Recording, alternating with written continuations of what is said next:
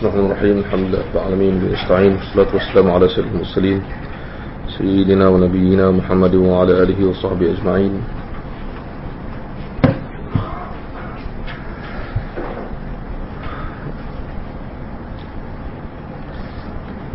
Alhamdulillah kita dapat sambung siri kisah muhaddits ataupun biodata muhaddits, dan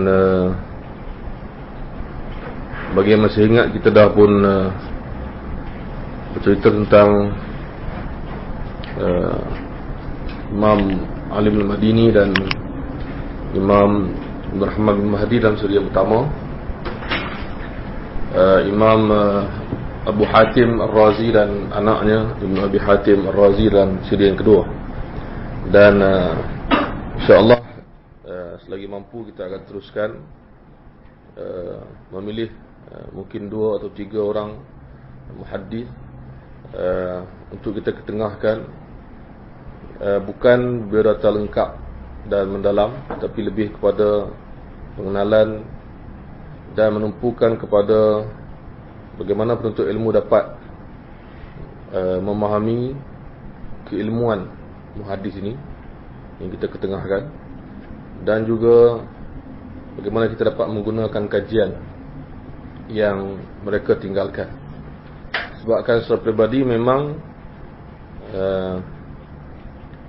orang lain dan juga saya dan sahabat-sahabat, kita dapati bahawa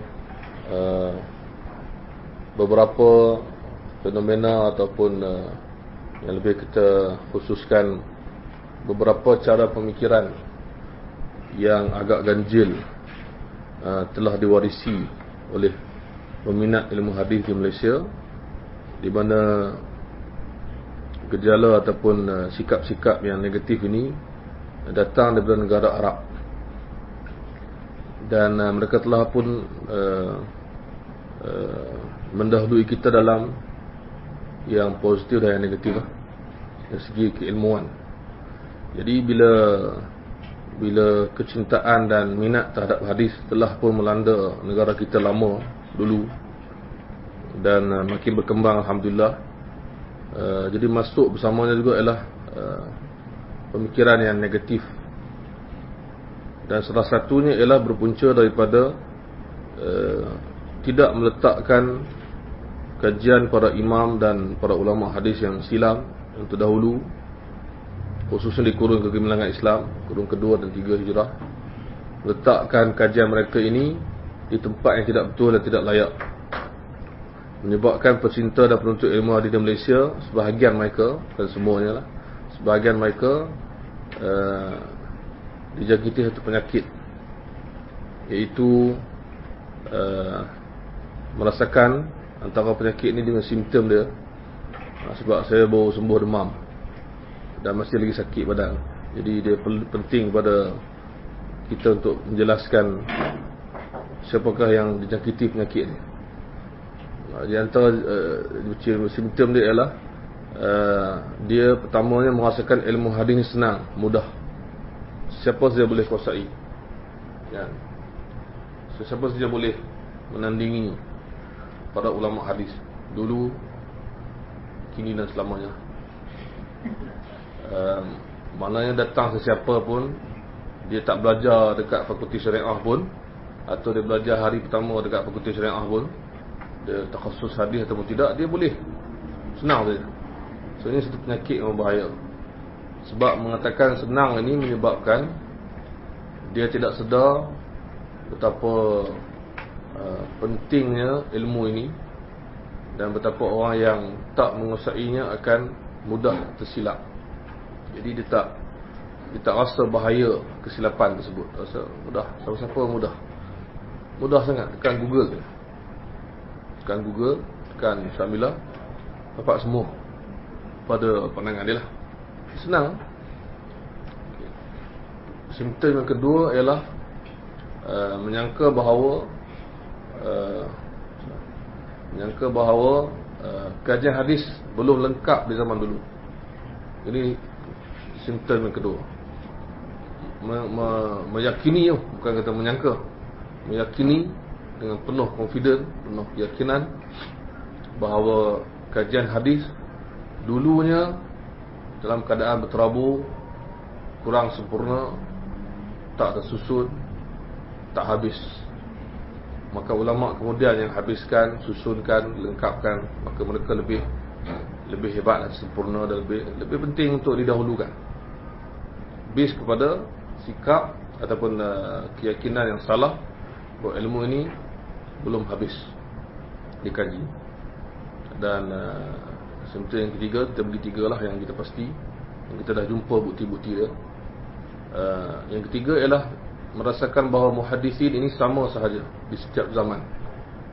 Tidak ada ranking, tidak ada kedudukan, tidak ada keutamaan. Maknanya kita ambil Imam Al-Bukhari di kurung ketiga, dia sama saja macam ulama di kurung keempat. Contohnya Ibn Khuzaimah, sama saja dengan ulama kurung kelima. Contohnya Al-Baihaqi, sama saja ulama kurung keenam, kurung ketujuh, ke-8, sama saja dengan ulama zaman sekarang yang belajar hadis. Semua orang sama saja, iaitu ijtihad. Semuanya adalah ijtihad daripada manusia yang mana sama sahaja. Jadi tiga simptom ini yang negatif, yang mana yang saya cuba untuk bawa, bukan untuk memaksa sesiapa mengambil apa yang saya dapat ni. Saya yakin dengan apa yang saya jumpa, dan alhamdulillah sahabat-sahabat lain yang mengkaji dan melihat juga sama.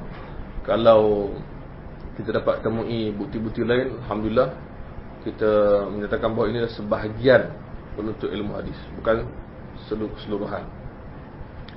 Jadi di antara usaha kita ialah mengetengahkan biodata ataupun keutamaan ulama-ulama hadis yang dulu, sebab kita merasakan ini permulaan yang baik.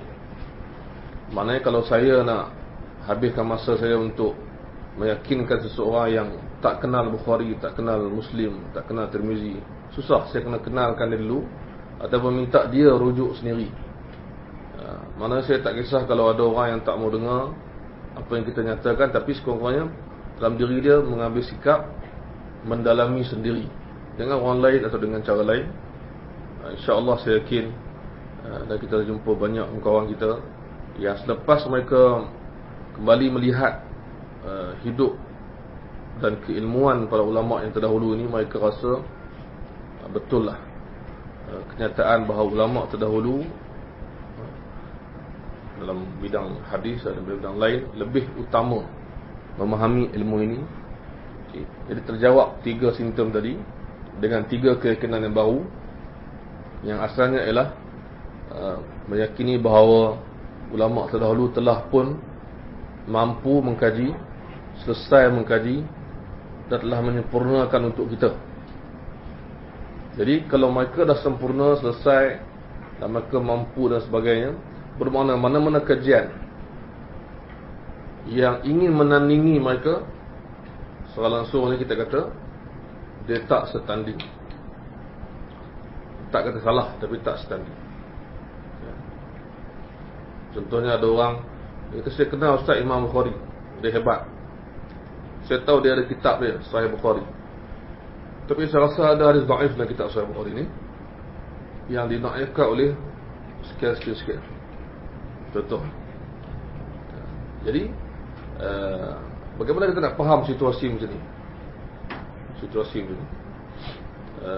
Saya pernah sembang dengan seorang sahabat, dia tanya saya soalan yang macam ni, dan dia bagi contoh lah. Dia kata ada satu riwayat dalam Sahih Bukhari sebagai contoh. Riwayat ini kata ulama satu kesilapan, riwayat yang dhaif, yang silap, dan ada dalam Sahih Bukhari. Jadi dia kata, macam mana Ustaz? Datang Imam An-Nawawi ke, Imam Az-Zahabi ke, datang ulama lepas tu berkata Imam riwayat ni salah, riwayat ni ada dalam Sahih Bukhari dan dia salah dan dia dhaif. Jadi saya kata saya tak dapat jawab dengan sebelum kita berbincang, tapi sekurangnya saya dapat jawab dalam SMS. Saya kata, adakah mereka mengatakan riwayat itu salah atau Bukhari salah? cara kita fikir itu kena betul. Adakah mereka mengatakan riwayat itu salah atau Bukhari yang salah? Beza. Orang yang teliti dia akan nampak perbezaan. Riwayat tu salah, ini boleh berlaku dalam keadaan Al-Bukhari mengetahui dia salah dan dia still masukkan juga untuk tujuan tertentu, antaranya memberitahu riwayat itu salah. Kita datang, kita terus kata dengan ini Bukhari salah. Tak boleh, belum kita kaji. Cik Imam Muslim contohnya bawa hadis yang dia sendiri mengatakan dia tidak sahih. Sebagai contoh. Kemudian kita datang, kita kata hadis ini dhaif dan dia wujud dalam Sahih Muslim, maka dengan itu Imam Muslim salah. Kita bercakap kira ulama lebih hebat dapat menemui kesilapan dalam Sahih Muslim. Dan kadang-kadang kesilapan tu adalah kesilapan yang amat simple, amat mudah ditemui. Tiba-tiba dia hilang ataupun dia terlepas daripada pandangan imam yang besar. So ini kadang menimbulkan keraguan. Tapi sebagai orang yang kena penyakit dia kata why not? Dia kata, ya okey apa? Imam tu salah. So dia malaikat. Kita tak cakap dia malaikat. Kita cakap dia manusia yang perfect.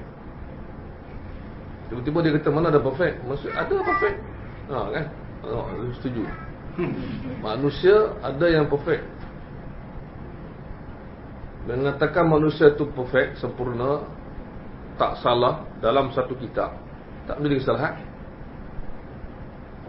Ada orang tulis 10 kitab, satu kitab dia semua dia betul, yang lain salah. Faham salah? Sebagai contoh. Jadi kadang-kadang cara kita berfikir, kita membesarkan benda ni dan kita akhirnya mencipta ayat baru.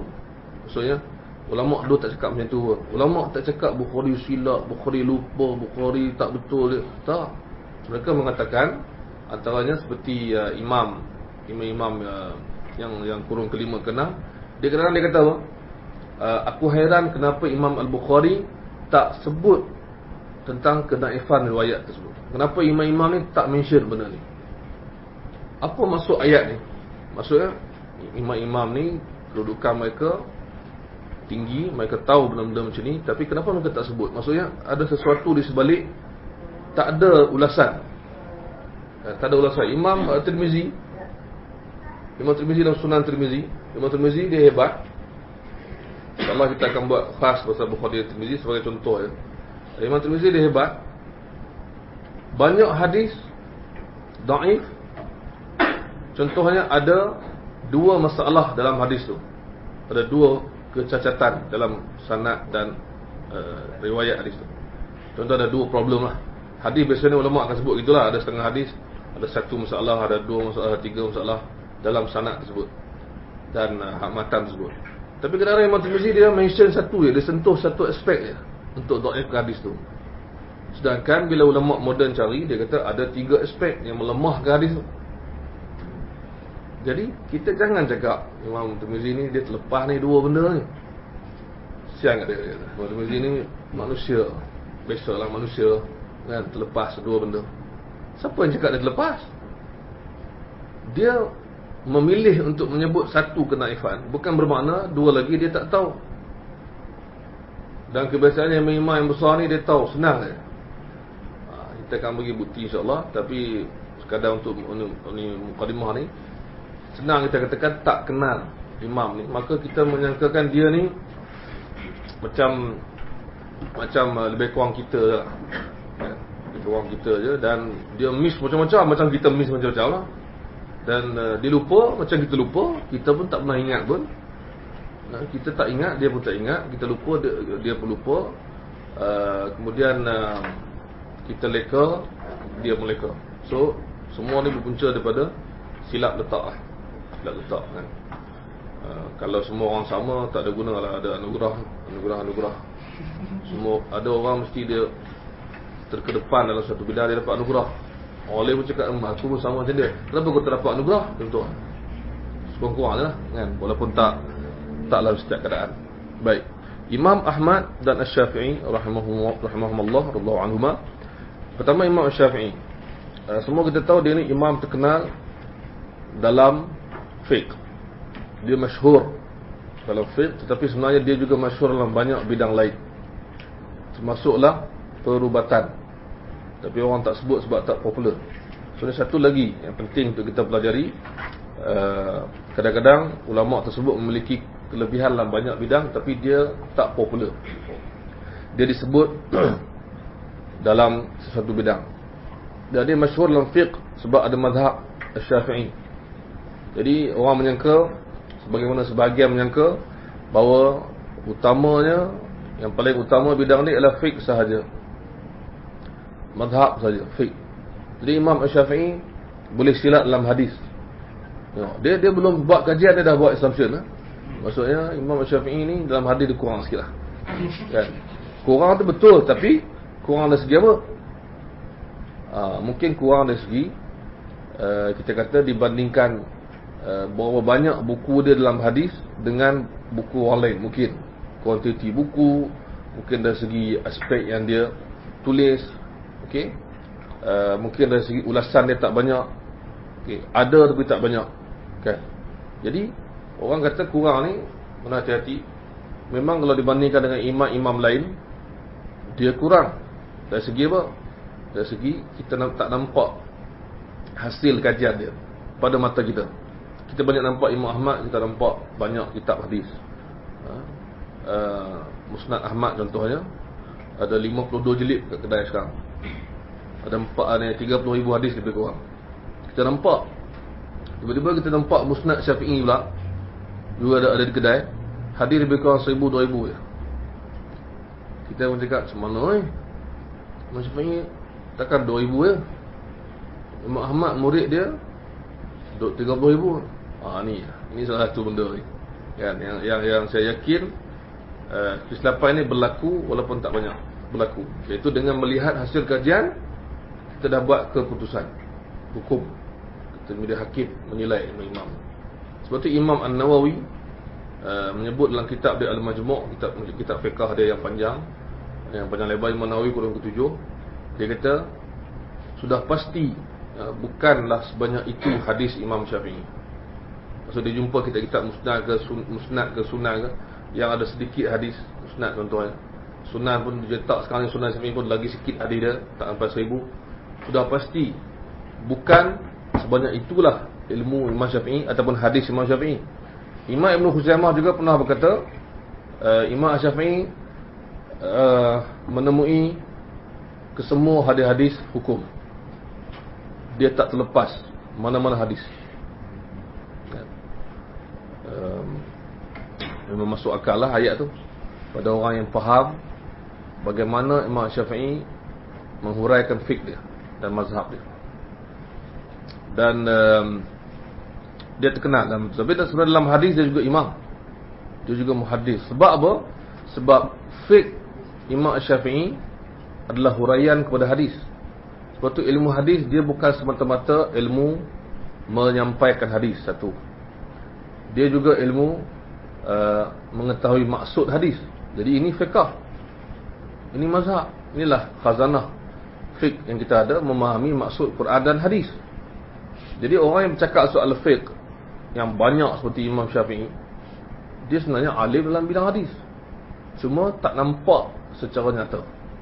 Pun dalam bidang jarh ta'dil, ada ulama yang kita jumpa, selalu jumpa nama dia dalam al-jarh wa ta'dil, menilai periwayat hadis, siqah ke dhaif ke apa.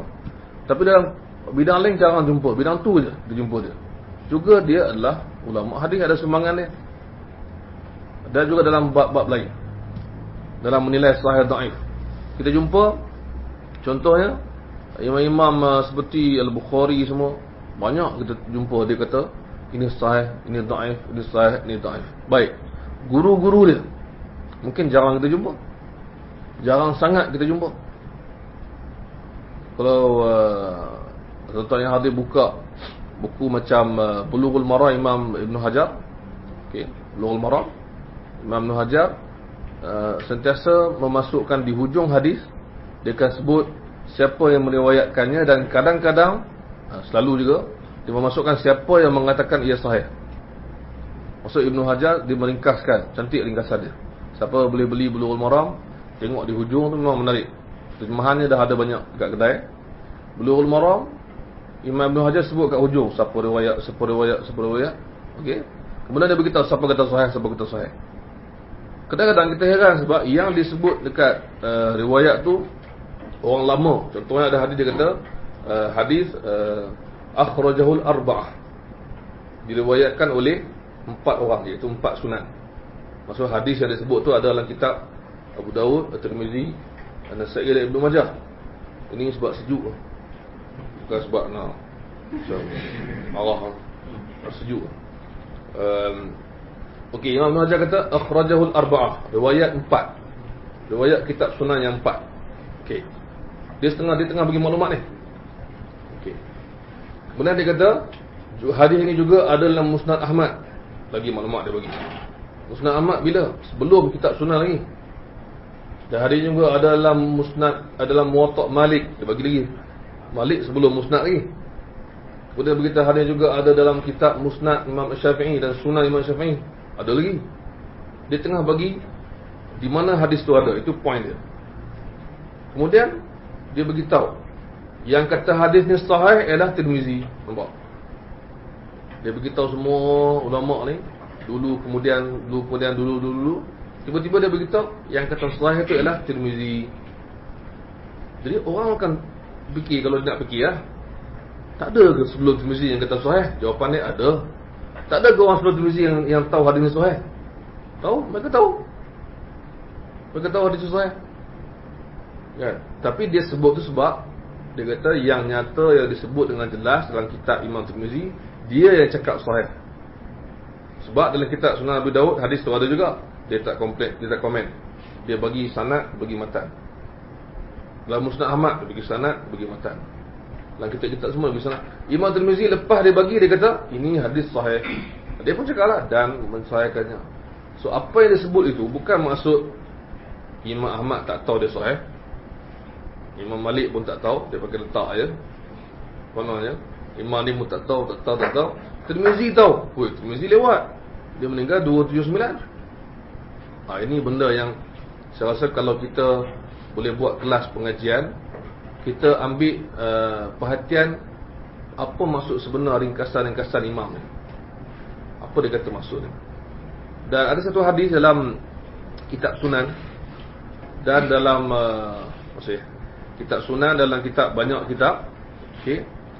Ibnu Hajar kata riwayat semua ni yang kata sahih Tirmizi. Bila kita cari lagi kita jumpa Imam Al-Bukhari pun dah kata sahih sebelum tu, tapi di dalam kitab lain, bukan dalam kitab Sahih Bukhari. Kita lagi terkejut, ini apa pula ni? Bermakna ada hadis yang imam-imam ni kata sahih di luar kitab dia. Maksud di tempat yang kita tak sangka dia wujud. So ini menambahkan lagi ilmu kita bahawa para ulama terdahulu penilaian hadis yang mereka buat wujud dalam pelbagai bentuk, wujud dalam banyak sumber dan banyak tempat. Kadang-kadang bila tak disebut, orang menyangka dia tak wujud. Ini amat bahaya, kan? Contoh bila saya kata hadis ni riwayat Imam Abu Dawud dan dia tak ulas, dia diam. Saya kata anhu Abu Dawud. Ini ramai orang Arab sebut, muhaqqiq Arab muhaddis kata, saya kata anhu Abu Dawud. Imam Abu Dawud tidak memberikan ulasan. Tidak memberikan ulasan maksudnya amat mendalam. Bukan maksud dia kata sahih atau dia tak tahu dia dhaif atau tak. Dia cuma tak beri ulasan. Itu je. Kita kena faham kat situ je. Dia tidak memberi ulasan. Tapi bila kita buka hadis-hadis yang dia tak beri ulasan, yang kadang-kadang terang-terang nampak dhaifnya, bermakna dia tak perlu lagi ulas. Itu maksud dia. Dah dhaif nyata terang, aku bagi sanad, bagi matan, fikir sendiri, maksud dia gitu. Ada hadis yang macam tu. Jadi salah untuk kita.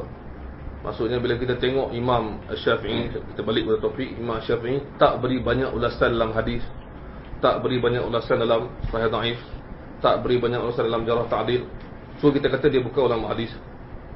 ataupun dia tak alim hadis. Baik. Apa bukti dia alim dalam hadis? Pertamanya, antara bukti dia ialah dia diiktiraf sebagai muhaddis yang alim dalam hadis oleh guru dan muridnya yang merupakan muhaddis yang lebih terang dan nyata. Maksudnya mereka popular sebagai muhaddis. Mereka ini guru kepada Imam Syafi'i, dan rakannya dan muridnya ramai sangat muhaddis, dan mereka lah yang berada di sekeliling dia, dan mereka mengatakan Imam Syafi'i alim dalam hadis. Jadi siapa kita pula? Siapalah kita untuk menolak benda yang sebegini? Di Mekah dia belajar dengan muhaddis Mekah, dan dia lahir di Gaza, Palestin. Kemudian masa kecil dibawa ke Mekah, belajar di Mekah dengan ramai muhaddis Mekah.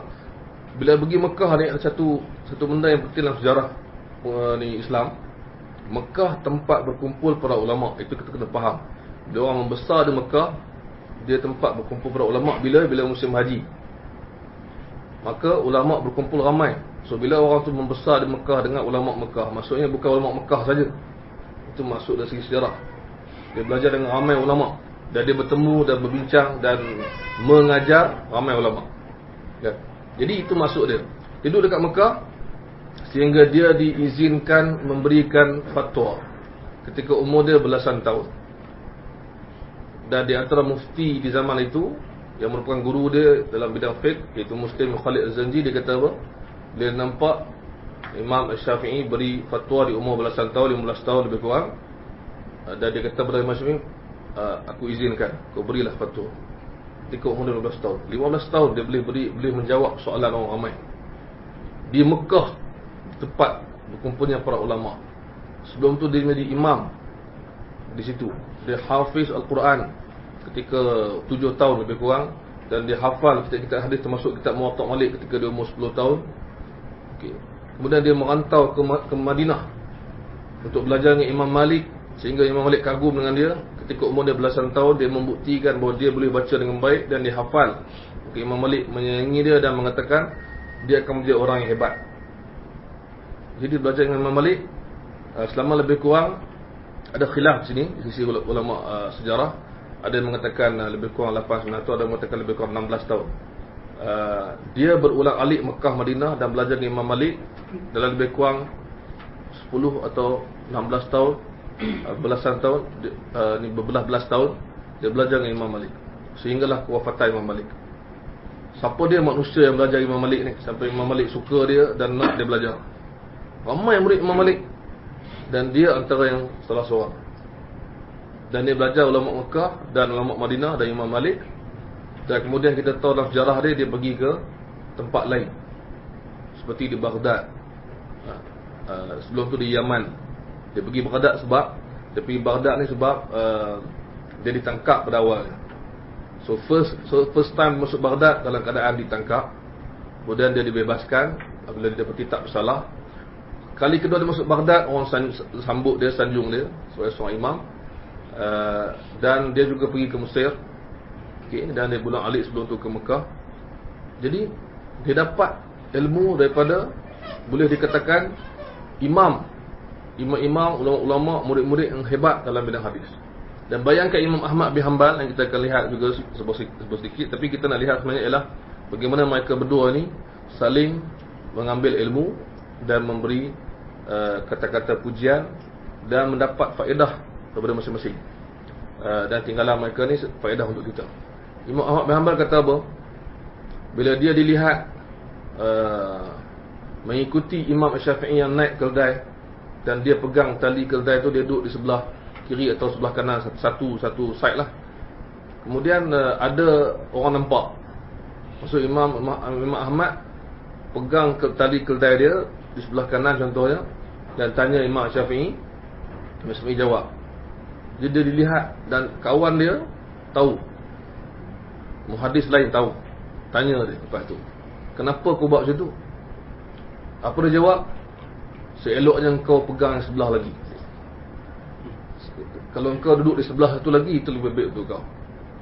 Maksudnya kau faham sendiri je. Aku pegang sebelah kanan. Kalau kau tahu kelebihan ilmu Imam Syafi'i, kau akan duduk sebelah kiri. Ya. Itu maksud. Kau jangan tanya aku kenapa. Itu dia punya gambaran. Dan Imam Ahmad juga pernah kata, kalau aku tak tahu atau terlupa, maksud tak dapat nak jawab soalan, aku gunakan fatwa Imam Syafi'i. Imam Ahmad bin Hanbal, muhaddis. Kita semua sekarang, saya tak mau taklid.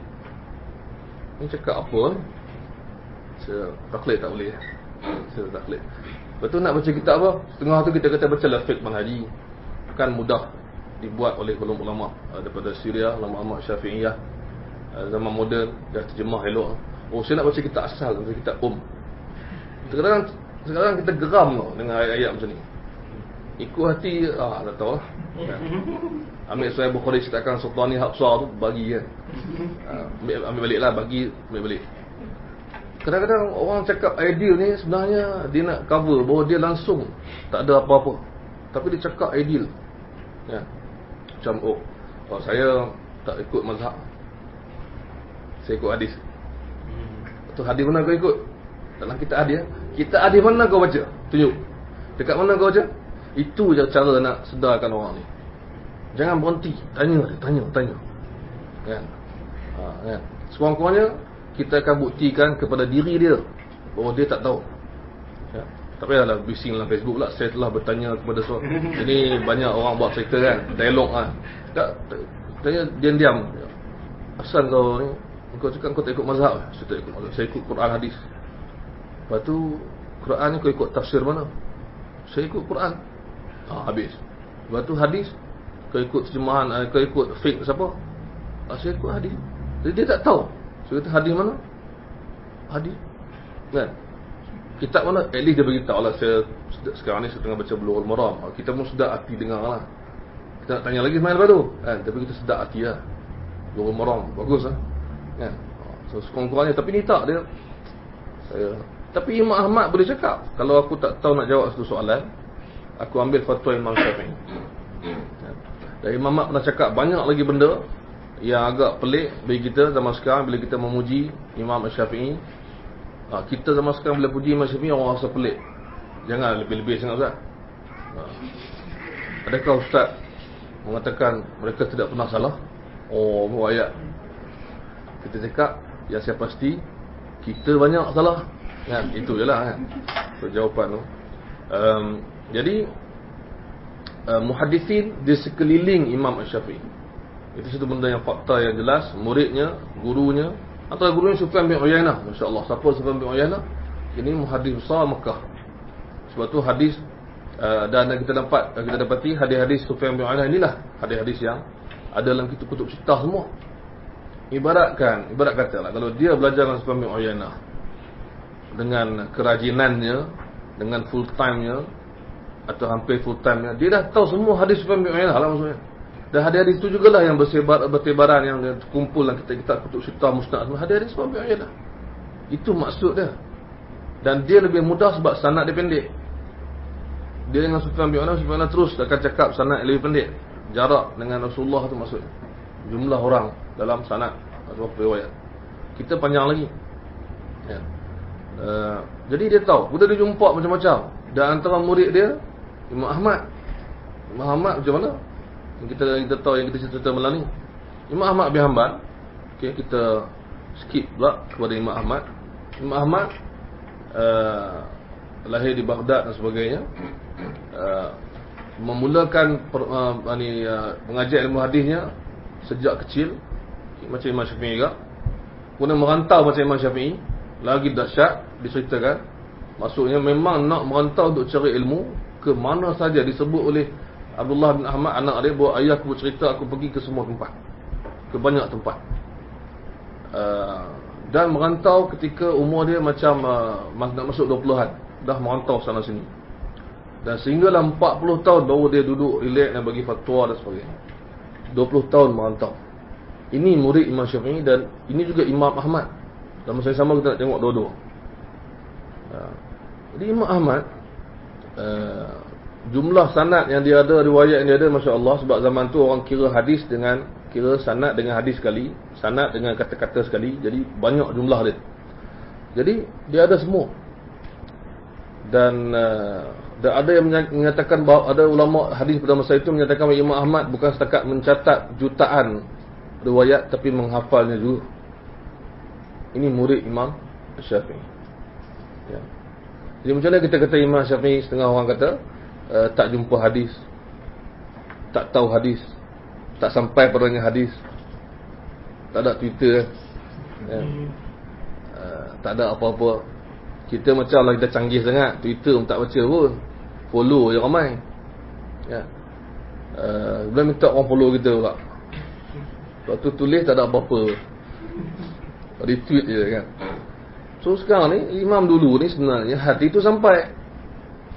Masalahnya kita ni, kita nak faham macam kita. Kita nak, wahai Imam Syafi'i, kenapa kau tak ada kitab selesai Imam Ahmad? Supaya kami yakin kau jumpa hadis ni. Seolah-olah macam tu tanya. Bukan setakat Imam Syafi'i, imam sebelum tu pun kitab tak jumpa kita pun sekarang. Tapi muhaddisin besar, Masya Allah, imam yang kita sebut sebelum-sebelum ni, mana kitab dia? Abdul Rahman bin Mahdi, yang disebut oleh Ibn Madini, dia punya murid dia, sebagai sihir. Ini ahli sihir, memang ilmu dia Masya Allah. Mana kitab dia yang kita nampak sekarang? Tak ada. Tapi ilmu dia Alhamdulillah bertaburan di kalangan muhaddisin.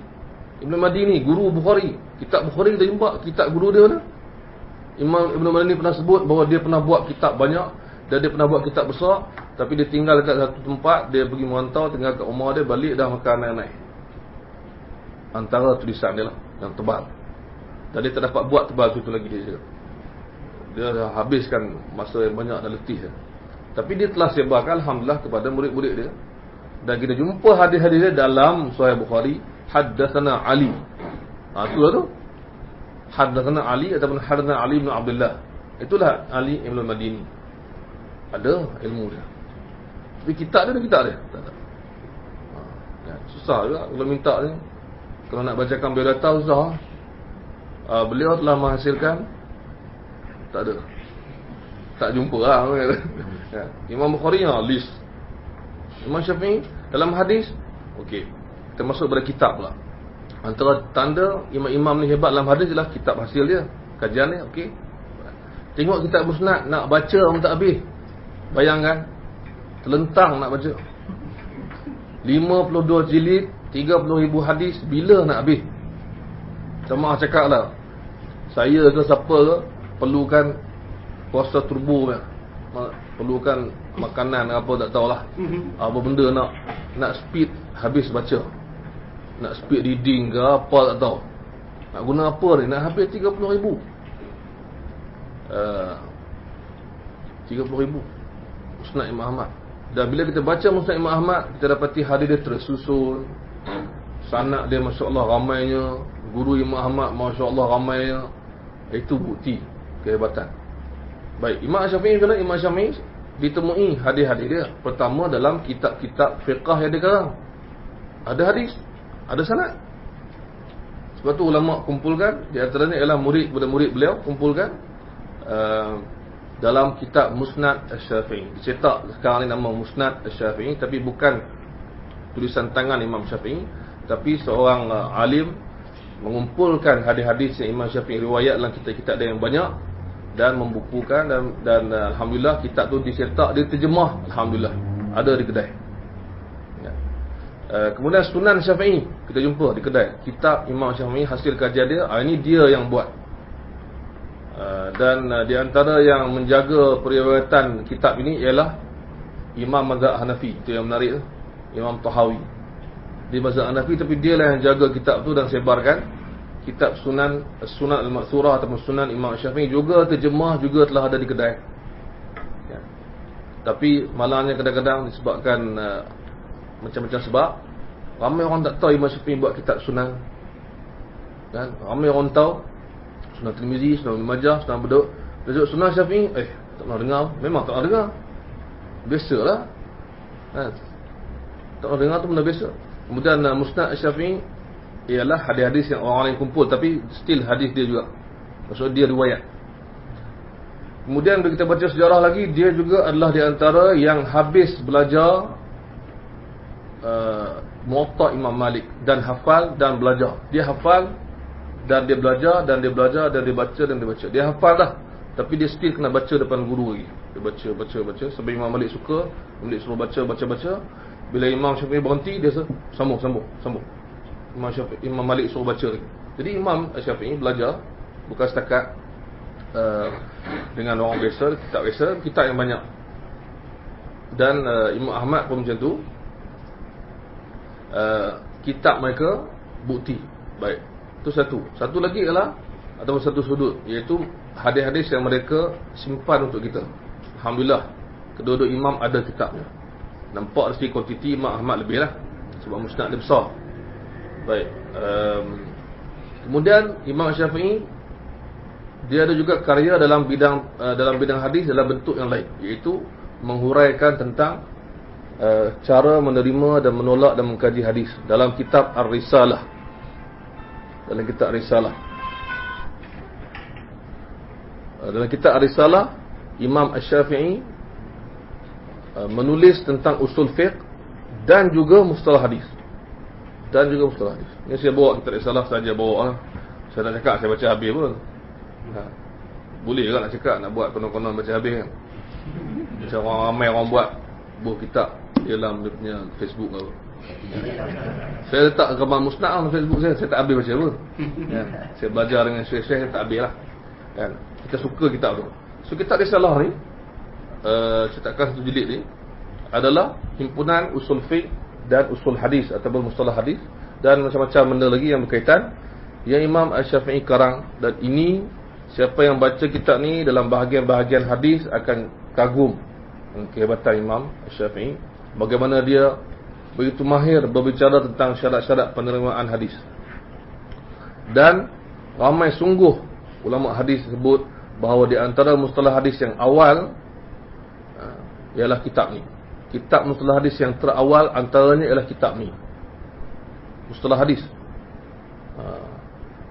Kita selalu belajar dekat mana-mana orang sebut kitab Ar-Ramah Hurmuzi, kitab yang terawal dalam mustalah hadis. Dalam kitab-kitab yang mudah sebut benda ni, ramai orang sebut Ar-Ramah Hurmuzi first kali tulis dalam mustalah hadis. Kita pun terima. Itu maksudnya adalah kitab khas yang dia kata dalam bidang kajian mustalah hadis yang dia nak buat. Ar-Ramah Hurmuzi bila 360 dia meninggal, maksudnya kedua keempat. Tapi ini lebih awal. Imam Syafi'i meninggal 204. Jadi dia buat kitab ni. Dan yang lebih menarik lagi, yang membuktikan dia hebat dalam hadis, ialah kitab ini ialah satu jawapan terhadap soalan muhaddis besar yang lain, iaitu Abdul Rahman bin Mahdi. Balik-balik nama tu juga dengan imam-imam ni. Abdul Rahman bin Mahdi tulis tanya soalan kepada Imam Syafi'i. Dan siapa yang beri semangat untuk dia jawab? Ali bin Madini. Memang ikut tu juga. Ya. Dan dia jawab, alhamdulillah, ni jawapan kepada soalan ni. Ni jawapan kepada soalan. Nak cerita sebenarnya macam ni. Dan orang hantarkan kepada Imam Abdul Rahman bin Mahdi sampai dia kata, aku tidak pernah lupa mendoakan Imam Syafi'i setiap masa, kerana dia kagum dengan buku ni dan dengan ilmu dan dengan jasa Imam Syafi'i. Imam Ahmad dia kata apa? Aku tak pernah lupa doa untuk Imam Syafi'i dengan menyebut nama beliau pada setiap waktu sahur. Dia doa masa tahajud tu, di hujung sahur, dia sebut nama Muhammad bin Idris. Itu bukan semata-mata kerana dia kawan baik atau guru baik tak, tapi kerana ilmu dan sebagainya, campur semua sekali. Baik. Kalau kita sebut Imam Syafi'i, murid-murid dia ni guru-guru yang terkenal macam itulah, yang terkenal. Masuk Imam Malik, masya-Allah, Imam Malik. Imam Syafi'i kata Malik adalah bintang, maksudnya di angkasa, maksudnya dia ni alim. Dan Imam Malik memuji dia dan sebagainya. So dia belajar banyak tahun dengan Imam Malik. Dan dia juga belajar dengan murid-murid Abu Hanifah. Imam Syafi'i juga belajar dengan tokoh-tokoh mazhab Hanafi, iaitu dia tak sempat jumpa Abu Hanifah sebab dia lahir tahun Abu Hanifah meninggal. Imam Syafi'i lahir tahun 150. Pada tahun yang sama Imam Abu Hanifah meninggal. Jadi apa dia buat? Dia telah jumpa dengan tokoh-tokoh di Mekah dan tokoh-tokoh di Madinah seperti Imam Malik, dan dijumpa dengan tokoh-tokoh di Iraq, iaitu murid-murid Imam Abu Hanifah sendiri, iaitu Abu Yusuf Al-Qadhi dan juga Muhammad bin Hasan Al-Syaibani. Orang biasa sebenarnya. Ini semua guru-guru dia. Dan dia belajar di Yaman juga ketika dia ditugaskan untuk jadi macam qadhi dekat sana. Ulama yang dijumpa ulama besar dalam hadis utamanya, dalam mazhab sebagainya, dalam bahasa sebagainya, semua ada. Dan dengan Muhammad bin Al-Hasan, Muhammad bin Hasan sampai ke tahap nak belajar ataupun nak dengar apa daripada dia. Muhammad bin Hasan lebih sini lah, kan? Jadi nak belajar dengan Imam Syafi'i, kan? Dan Allah temukan mereka ketika Imam Syafi'i dituduh dan ditangkap kepada khalifah dan bertemu di Iraq. Dia bebas dan dia belajar. Dan dia bertemu dengan ramai orang. Kalau Imam Ahmad, guru-guru dia siapa? Guru-guru dia Imam Syafi'i sendiri, kan? Ali bin Madini dan sebagainya, tokoh-tokoh besar dalam hadis, guru-guru mereka. Kawan mereka juga begitu. Murid mereka pun menunjukkan kehebatan. Imam Syafi'i melahirkan imam-imam seperti Imam Ahmad. Imam Ahmad pula murid dia seperti Imam Al-Bukhari dan sebagainya. Imam Bukhari murid kepada Imam Ahmad. Sebab tu harapan kita ialah penuntut ilmu hadis atau peminat ilmu hadis mesti letakkan imam-imam di tempat yang betul. Bermakna bila jumpa kata-kata mereka, jangan ambil mudah. Jangan kata ni tak ada apa. Bila kita bawa Imam Ahmad mengatakan hadis ni tak sahih, jangan kata Imam Ahmad saya tak pakai, saya pakai Bukhari. Dia tak sedar Bukhari itu murid Imam Ahmad contohnya, kan? Imam Syafi'i kata ni, saya Syafi'i mazhab, saya nak ambil hadis. So dia tak tahu hakikat sebenar, kan? Dan kita lihat dari segi lain juga, seperti fatwa-fatwa mereka diterima pakai sepanjang zaman. Ini penting. Dia valid, dia evergreen. Kalau kita buka mana bagi orang minat hadis lah, sebab kita cakap pasal konteks hadis. Bagi orang minat hadis, bila dia baca huraian ulama hadis, pasti muncul nama-nama Imam Syafi'i dan Imam Ahmad dalam banyak sudut. Imam Ahmad biasanya jumpa dua-dua, sanad dan matan. Imam Syafi'i banyak tamatan. Bukalah buku apa nak, kita bagi contoh. Buku Fathul Bari, Imam Ibn Hajar, Syarah Sahih Bukhari. Tak larat nak kira berapa kali disebut Imam Syafi'i, Imam Ahmad, Imam Syafi'i, Imam Malik, disebut imam-imam ni. Imam Syafi'i, Imam Ahmad cukup berulang banyak kali sebab siapa dia? Mana lagi nak ambil hukum fiqh melainkan daripada mereka disebut. Walaupun kita kata evergreen tadi, walaupun di zaman Ibn Hajar yang buat Fathul Bari itu, di zaman dia, di antara dia dengan Imam Syafi'i itu banyak ulama kan. Tapi dia still tahu kat mana nak letak. Ulama-ulama penting. Ulama-ulama penting. So, zaman sekarang ni sedih kita bila kita tengok kadang-kadang kita kata Imam Syafi'i kata sunat, saya pegang pada hadis wajib. Kita kata ni macam mana nak buat ni? Kalau dia kata saya pegang pada hadis, saya ikut Imam Ahmad, boleh tahan. Contohlah. Ini tak saya mazhab, saya kurang, saya hadis. Hadis mengatakan wajib lah. Jadi Imam Syafi'i tak jumpa hadis ni. Dia sampai teruk sangat ke bahasa dia ni, sampai tak faham wajib jadi sunat. Nak ubah hukum Allah tak? Sentuh je nak ubah tak? Ini ijtihad dia. Kita ijtihad apa? Tak ada ijtihad. Semua tak ada. Bukan dekat ijtihad. Ini bukan nak merendahkan kita. Kita memang rendah sebenarnya. Jangan kita rasa kita nak ustaz ni merendah-rendahkan kita. Kita memang rendah. Tak payah kita nak mengaku tinggi lah. Saya tinggi sebenarnya. Tulis dalam Facebook, saya tinggi. Orang akan tahu juga, kita tak tahu. Lebih kita cakap terang, saya tak tahu. Baru kita dapat ilmu. Jadi evergreennya fatwa mereka dalam mana-mana kitab. Buka kitab apa pun insya-Allah kita akan jumpa. Sampai zaman moden ni, orang yang mendakwa mereka kami ni ikut sunnah, terpaksa refer kepada siapa? Imam-imam ni juga. Terpaksa. Kadang-kadang kita tengok orang yang memilih-milih fatwa. Bila Imam Syafi'i kata sunat, dia nak wajib, dia tak nak ambil. Tapi bila benda tu dia suka, Imam Syafi'i berkata macam tu, dia ambil.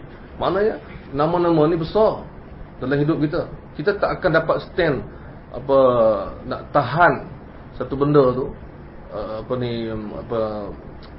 hujah orang melainkan dengan benda yang kuat untuk menahan. Kita guna siapa? Orang jarang guna imam-imam yang selepas mereka. Dia akan guna imam ni juga. Sebab tu Imam Syafi'i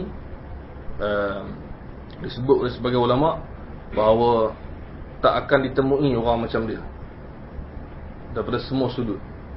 So ini cakap-cakap macam ni bukan cakap nak puji, nak ambil hati. Ini cakap hakikat dan realiti, kan? Dalam bidang ibadah dan akhlak, macam mana lah ibadah dan akhlak, lagi dah tak boleh, lagilah dia habis out. Dia kita ni out, bukan dia out lah, kita lah out. Dia amal hadis habis-habisan. Itu maksud dia. Sebab tu saya pernah sebut alhamdulillah di beberapa tempat.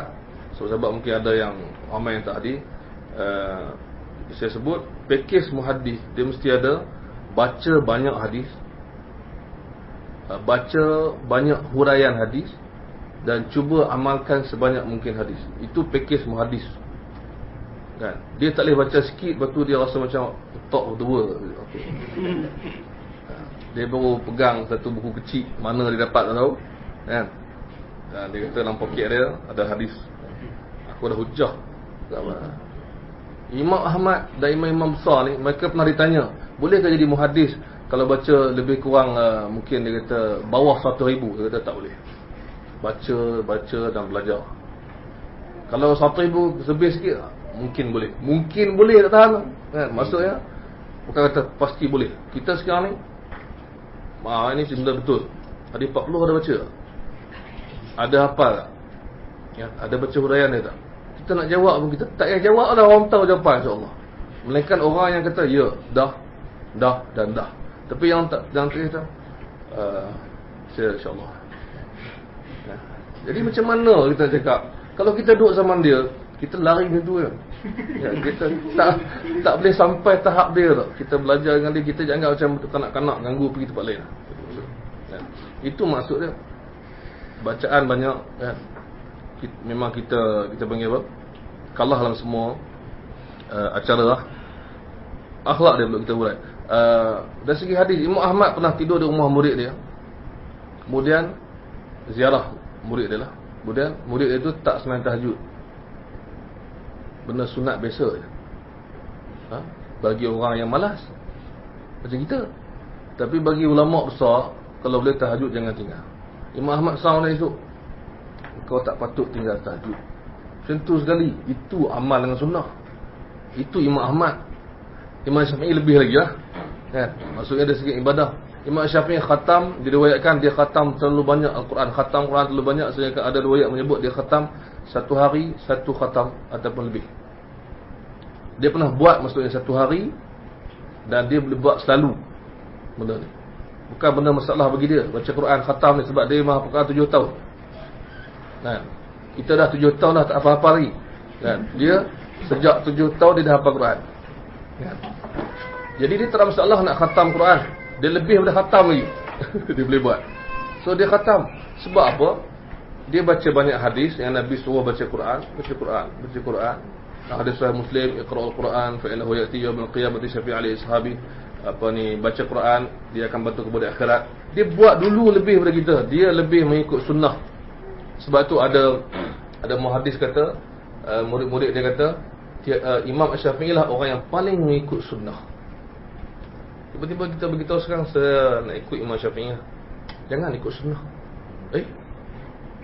Jangan ikut mazhab, ikut sunnah. Tapi macam mana nak faham ni? Ulama dulu kata Imam Syafi'i lah yang paling mengikut sunnah. Dan saya nak kaitkan satu benda baru saya dapat yang menarik daripada pengajian saya dengan Syekh Muhammad Awad Al-Manqush yang baru datang ke Malaysia baru ni.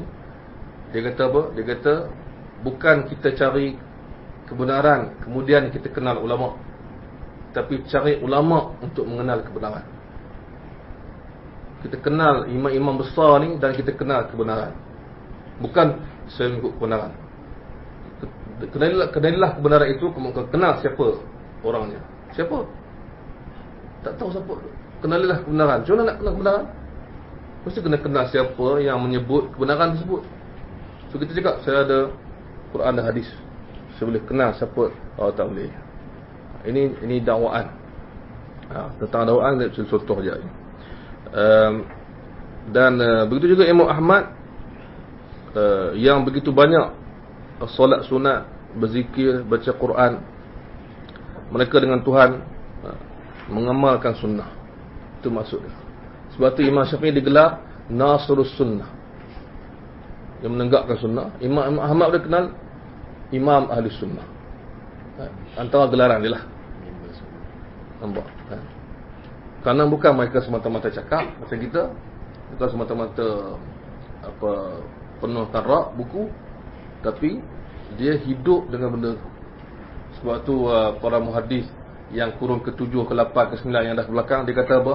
Muhadis kurun awal, kurun pertama, kedua, ketiga ni, mereka memahami sunnah sehingga menjadi darah dagingnya. Itu ayat mereka. Mengalir dalam diri mereka sunnah tersebut.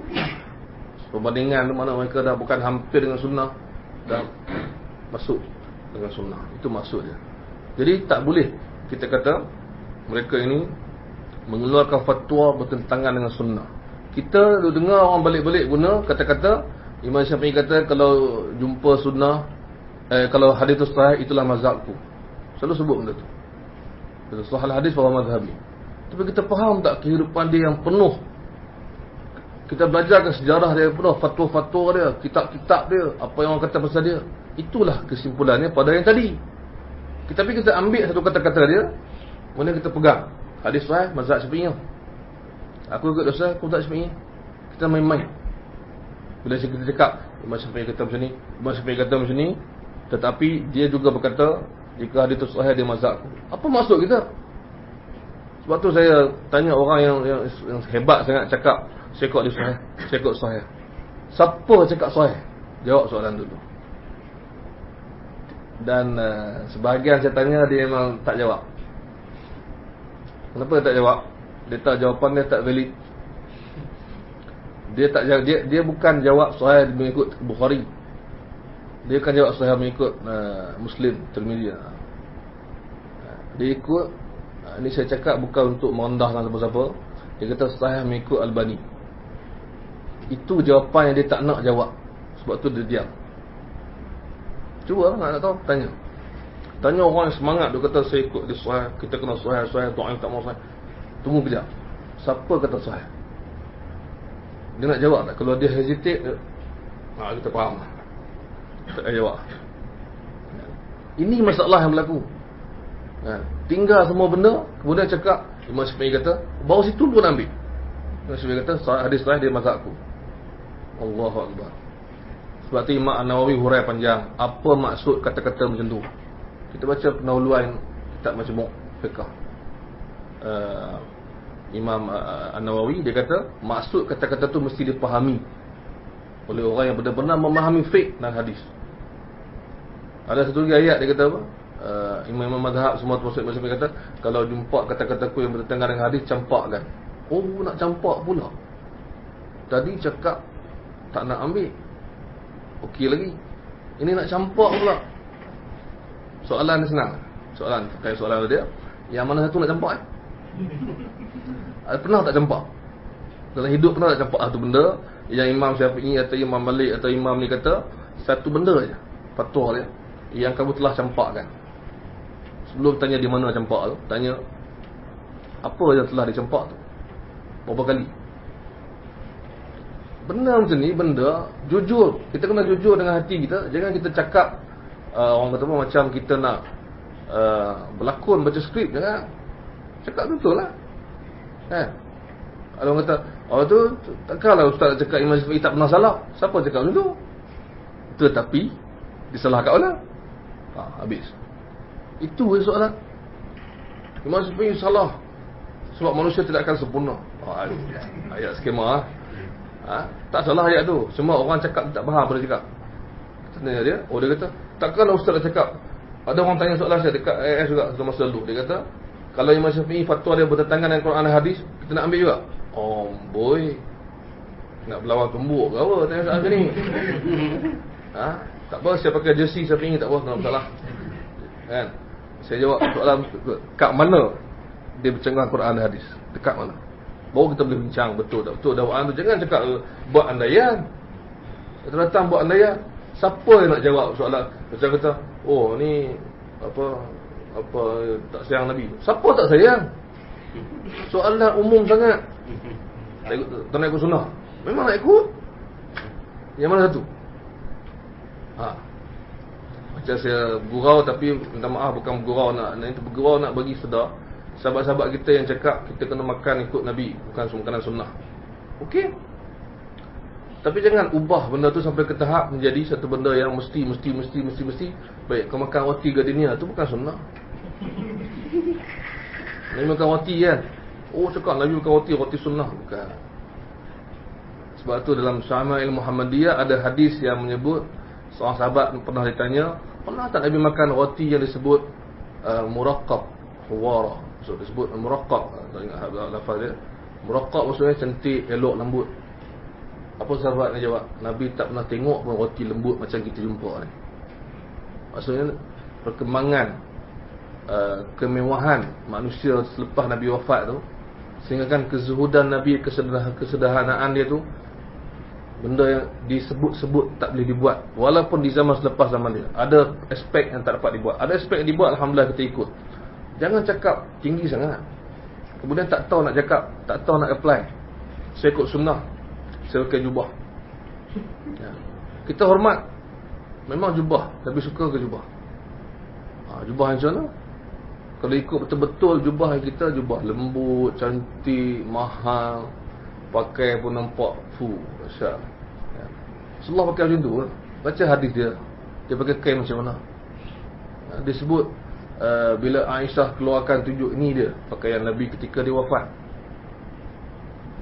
Siapa nak berani pakai, siapa nak sanggup pakai kisaan mulabbadan ghalidhan, kasar, kain dia kasar. Itu maksud menghayati sunnah. Tak apa, jubah adalah sunnah secara umum ya, tapi jangan sampai nak marah orang lain, kau tak ikut sunnah. Sampai kita tak tahu sunnah tu macam mana sebenarnya. Kesederhanaan, baca hadis, walaupun kita pakai baju bukan jubah, kita baca hadis dan pakai jubah yang begitu lusuh, kita insaf. Nabi dan tersayang dekat dia. Bukan dengan pakai jubah yang cantik, aku ikut sunnah, aku tak ikut. Bukan macam tu. Bukan menabik dada kata, aku ikut, aku tak ikut. Betul. Tak mau beri contoh banyak nanti ada ramai orang terasa orang. Tak apa, yang dengar dia pun terasa, tak apa. Tak ada masalah. Kemudian kita melihat bahawa mereka berdua bertemu. Ini pasti kan, mereka bertemu. Bagaimana mereka bertemu? Mereka bertemu masa pertama sekali pertemuan mereka, Imam Ahmad dan Imam Asy-Syafi'i radhiyallahu anhuma. Mereka bertemu di Makkah ketika Imam Ahmad menunaikan haji dan Imam Asy-Syafi'i berada di Makkah. Dan masa itu dia ajak muhadis yang lain, mari kita jumpa Imam Asy-Syafi'i. Mari jumpa Muhammad bin Idris. Sampai ke ada kawan dia yang macam heran, kenapa kau tinggalkan majlis-majlis yang lain? Kenapa kau nak pergi majlis Imam Syafi'i? Imam Ahmad kata, kau takkan jumpa akal sebegini. Hadis kau boleh jumpa daripada muhadis yang lain, tapi akal yang menghuraikan hadis kau jarang jumpa. So Imam Ahmad ajak, mari kita pergi jumpa Muhammad bin Syafi'i. Jumpa dia. Kawan dia kata, kita pergi belajar hadis lah. Maksudnya kita pergi belajar, maksudnya salin hadis, baca hadis, dapatkan hadis pada guru, buat perbandingan hadis semua. Okey, itu penting. Tapi buat masa sekarang, Imam Ahmad kata, aku nak pergi jumpa Imam Muhammad bin Idris Syafi'i, dan aku nak belajar pada dia benda yang tak ada pada ramai orang. Jadi mereka bertemu di Mekah. Kemudian bertemu kali kedua di Baghdad, semasa Imam Syafi'i datang balik ke Baghdad. Dan alhamdulillah beberapa tahun, 2 tahun lebih dia belajar. Dan ketika itulah amat terlihat Imam Ahmad rapat dengan Imam Syafi'i, sampai anak dia kata, sampai anak dia heran dan sahabat dia pun heran, tanya, kenapa engkau macam ni dengan Imam Syafi'i? Itu. Jadi hubungan mereka ni murid dan guru dan sahabat. Dan ketika Imam Syafi'i keluar dari Baghdad, dia kata, aku tinggalkan Baghdad dan orang yang paling alim di Baghdad ketika ini ialah Imam Ahmad. Tuh. Faham tu? Kita tengok masa tu kita tahu ini masya-Allah. Imam Ahmad dan Imam Syafi'i, dan pada ketika mereka bertemu, Imam Syafi'i biasa berkata, aku bertanya kepada Ahmad tentang hadis ni, dan aku huraikan. Dan Imam Ahmad puji lagi dahsyat. Dia kata, sebelum jumpa Imam Syafi'i, kami tak kenal mana nasikh mansukh, mana mujmal mufassal, mana rahsia-rahsia makna hadis. Selepas Imam Syafi'i datang, terbuka segala, faham. Setengah orang dia suka Imam Ahmad sampai dia rasa Imam Syafi'i ni rendah. Tapi kalau dia baca ayat-ayat tu, dia baca kitab-kitab begitu rujuk kata-kata imam tu, dia akan rasa macam, weh, dia nak baca terus time tu juga kitab Imam Syafi'i. Itu cerita dia. Kalau kita baca kisah ulama, bukan semangat nak baca buku dia. Tiba-tiba kita tak baca, kita tahu Imam Syafi'i. Buku dia saya tahu, saya tahu. Jadi nak baca, rasa nak baca tak? Tengok kalau ada, saya dah beli kat rumah.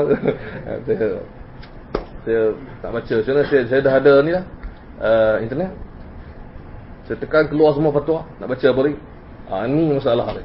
Tapi kalau kita baca kisah tu dia, Imam Ahmad puji macam ni, Imam Bukhari puji Imam Ahmad pula macam tu. Dan kita baca Imam Ahmad dengan murid dia, dengan guru dia. Imam Ahmad melahirkan Bukhari dan Muslim dari segi murid dia, kan? Imam Ahmad ada ramai murid yang lebih rapat sebenarnya. Nama-nama yang kadang-kadang orang tak kenal pun, seperti Muhanna. Muhanna ni murid Imam Ahmad. Seperti Ibnu Hani, seperti Asram. Asram ni ulama besar di zaman itu, kawan-kawan yang rapat dengan Imam Ahmad, yang sentiasa bertanya. Imam Abu Dawud, Sunan Abu Dawud tu, itu murid Imam Ahmad. Bertanya soalan, ada dibukukan soalan dia terhadap Imam Ahmad, dia tanya semua tahap tu, imam-imam ni.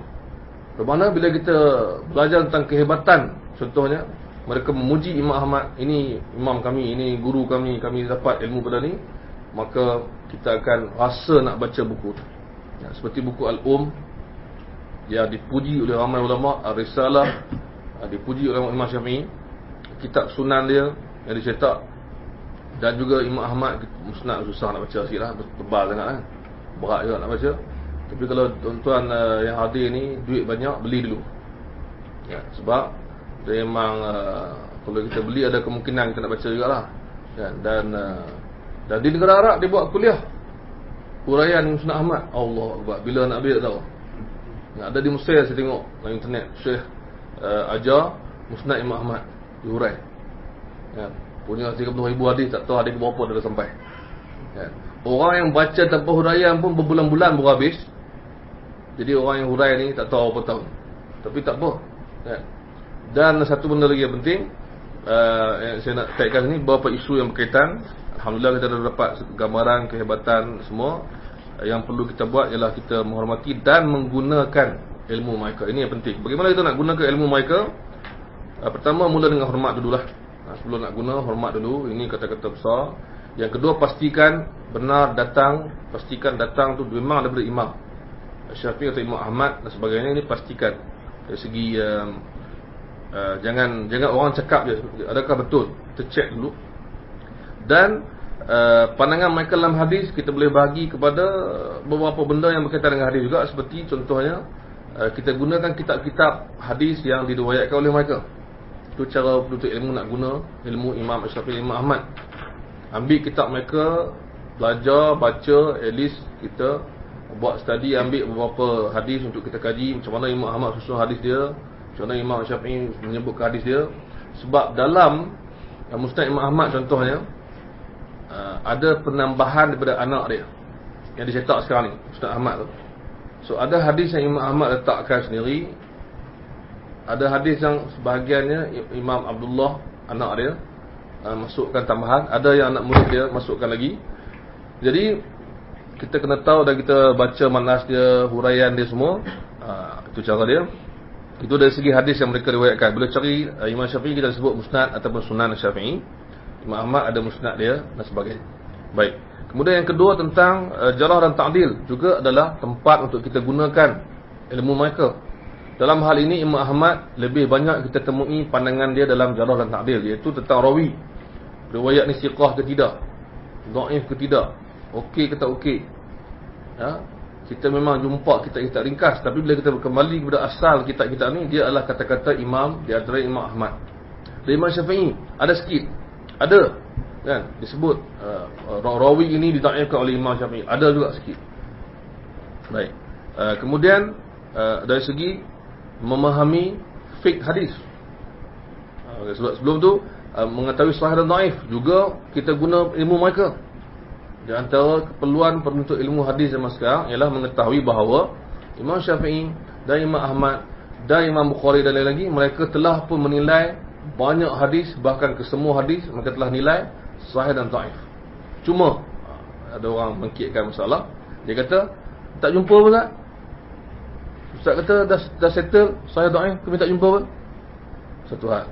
Ustaz pula kata pun kami tak jumpa pun Ustaz. Kan, kami memang mengaji kitab, jumpa semua kitab, tapi tak jumpa pun semua hadis. Adakah semua hadis dan semua sanad telah disahihkan oleh semua muhadis zaman dulu? Timbul masalah ni lah. Kita kata apa? Ayat kita, insya-Allah kita harap orang faham, walaupun saya tak pandai nak buat ayat sangat. Tapi kita cuba buat ayat yang insya-Allah saya rasa orang boleh faham. Kita kata bahawa semua hadis dan riwayat yang wujud pada hari ini adalah hasil daripada tinggalan mereka, diwarisi daripada mereka, itu ulama qurun awal. Dan mereka telah pun selesai menilai sahih dan dhaif dengan cara mereka masing-masing. Itu ayat dia. So tak boleh kita jumpa direct, terang-terang. Mana dia tak jumpa pun. Imam Syafi'i kata ini sahih, ini dhaif, ini sahih. Dia riwayat dia ditinggal. Dia riwayat Imam Musnad sebut, Imam Musnad Ahmad, Imam Ahmad sebut hadis. Kadang-kadang boleh komen. Jauh lama jumpa. Di maknanya dia ada banyak cara menilai hadis. Di zaman moden sekarang, jangan kita samakan dengan mereka. Zaman moden sekarang lebih pada jelas, nyata, nak tahu detail. Dalam kurungan sahih, nak tu je. Nak kurungan tak nak sahih. Tak nak dari mana datang. Apa dia? Dhaif, nak dhaif. Jangan cerita sebab apa dhaif pening. Cakap dhaif dah. Cukup. Faham tak? Dhaif kerana sanad ni ada rawi bernama ini. So, dhaif cukup. Kita semua nak ringkas. Jadi imam dulu dia style lain. Dia kadang-kadang bukan setakat detail, tapi isyarat. Dia bagi petunjuk. Macam kita cari ni apa? Macam petunjuk dekat tu kan. Apa? Benda-benda yang apa? Orang panggil nak cari harta karun apa kan. Ada tunjuk isyarat-isyarat. Dia tak beritahu tepat apa dia panggil GPS kan. Tak. Dia bagi pergi sini lebih kurang dia payah nak cari. Itulah. Itu memerlukan kepada kesungguhan untuk memahami penilaian mereka terhadap hadis. Ya. Dan jadi kita pasti bahawa Imam Asy-Syafi'i dan Imam Ahmad mereka telah pun memberikan penilaian mereka terhadap hadis. Tetapi sudah pasti tak semua hadis kita jumpa penilaian mereka. Sebab mereka ada cara masing-masing. Dan kadang-kadang mungkin disebabkan muhadis lain telah beri komen, dia tak perlu komen lagi. Banyak benda. Kadang-kadang dia dah pun sahkan, tapi tak ditemui zaman ni. Tapi ditemui oleh murid dia kata sahih, seperti mana dia kata. Yang penting mereka telah buat, dan itu penting. Kalau kita jumpa hadis yang disahihkan oleh Imam Syafi'i atau Imam Ahmad yang lebih banyak kita jumpa sekarang ni, tolonglah pegang. Dan sebaliknya kalau dhaif, tolonglah nilai, letak di tempat yang betul. Ini satu benda yang besar. Bila Imam Syafi'i kata hadis ni dhaif, Imam Ahmad pun kata hadis ni pun dhaif. Ini besar. Ini tarah dia lagi besar daripada kurungan tadi tu. Ya. Dan kadang-kadang lagi susah untuk kita faham, tapi kalau kita study, kita akan dapat ilmu lebih banyak. Ya, lebih banyak. Ya. Baik. Dan last sekali, istifadah kita ataupun manfaat kita ambil dari mereka, cara menggunakan ilmu mereka adalah pada fiqh hadis. Ini yang banyak kita jumpa lah. Imam Ahmad kata macam ni sebab ada hadis macam ni, Imam Syafi'i kata macam ni sebab ada hadis macam ni. Ini paling banyak. Jadi bila kita jumpa kata-kata mereka, berkata Syafi'i ini sunnah, ini wajib apa, ini benda yang perlu dipegang. Bukan maksud saya pegang tolak yang lain, tapi letak pada tempat yang tinggi. Jadikan dia sebahagian daripada kajian. Jangan letak di sebelah. Saya tak nak. Saya nak Lajnah Fatwa Saudi kata apa. Itu je. Ringkas. Sana pula saya tak nak Lajnah Saudi, saya nak Lajnah Fatwa Mesir. Lepas tu tak nak ke tengok sikit apa Syafi'i kata, tak nak. Saya nak masuk yang itu lebih kurang lah kan. Saya nak yang cukup, yang rojih. Dah rojih. Sabar dulu. Kan? Apa yang semangat ni kata. Yang rojih yang selalunya ialah yang jangan macam tu. Kan? Sebelum kita buat itu kata sebelum kita buat, kita dapat hasil eksperimen tu. Eksperimen semula dengan pengumpulan data dah terabur lah. Tiba-tiba selesai eksperimen. Apa tak buka lab pun, terus sap dapat jadual dia. Ada apa hasil dia. Kan? Pengumpulan data tu amat penting. Kita kenal datang dari mereka. Dan mungkin kita boleh beri contoh sebagaimana Imam Syafi'i, kita nampak dalam kitab Sunan Tirmizi, dia selalu menyebut pandangan Imam Syafi'i, Imam Ahmad, Imam Mubarak, Imam Ibn Rahuyah, Imam Malik. Imam Tirmizi suka sangat sebut benda ni sebab pada masa itu jarang ada penulisan yang macam tu. Dia nak buat something yang berlainan. Dia kata apa? Aku nak sebut ke hadis, dan aku nak sebutkan siapa yang amal ke hadis ni. Aku nak sebut yang sahih dhaif, dan aku nak sebut siapa yang amalkan. Ini juga menarik. Jadi bila kita jumpa dalam kitab-kitab seperti kitab Tirmizi, Imam Syafi'i kata macam ni, Imam Ahmad kata macam ni, masukkan dalam kajian, letak ke tempat yang tinggi. Dan mungkin saya boleh tutup dengan menyebut bahawa mereka beramal dengan hadis. Mereka ni masuk Imam Syafi'i dan Imam Ahmad, dan imam-imam fiqh mazhab, dan imam-imam fiqh di zaman tu yang besar, dan imam-imam hadis. Mereka tidak pernah menutup ruang untuk hadis dhaif. Itu yang amat penting. Imam Syafi'i atau Imam Ahmad, mereka tidak pernah menutup ruang, atau arti kata lain membuang hadis dhaif. Mereka mengetahui mana sahih, mana yang dhaif, dan mereka tahu bahawa yang dhaif itu ada yang boleh digunakan sebagai hujjah dan ada yang tidak. So ini yang saya sebutkan selalu, jangan kita dikaburkan oleh orang yang mengatakan sebenarnya hadis sahih saja yang boleh, hadis dhaif tak boleh. Ini pegangan yang paling tepat. Tak, ini bukan paling tepat. Yang paling tepat ialah apa yang telah diamalkan di zaman kegemilangan Islam, iaitu mereka menggunakan yang dhaif, yang mereka letakkan syarat dia dan mereka tapis, dan ada yang mereka tidak gunakan. Dalam hukum ni, ini bukan dalam fadhil amal, dalam hukum. Sebab tu saya bincang sahabat-sahabat, kadang-kadang kita yang belajar ilmu hadis, kita dikaburi dengan benda-benda yang sampai ke tahap kita tak nampak apa yang telah berlaku. Jadi kita nampak, kita assume dia telah berlaku. Itu, kita tak nampak apa yang telah berlaku. Yang telah berlaku ialah hadis dhaif itu memang ada digunakan dalam hukum hakam, tapi bukan semuanya dia dipilih. Sebab tu ada orang ramai buat kajian zaman moden, hadis-hadis dhaif yang digunakan oleh imam-imam besar dalam fiqh, dan mereka tahu dia dhaif. Telah dibukukan kajian. Kenapa kita tutup mata benda-benda macam ni, dan kita datang bawa kata yang rajihnya hadis dhaif tak boleh amal apa saja. Susah. Betul Imam Syafi'i ni sama dengan kita tu? Tak, dia lebih daripada kita. Adakah dia kurang? Tak, dia sama tak juga, dia lebih daripada kita.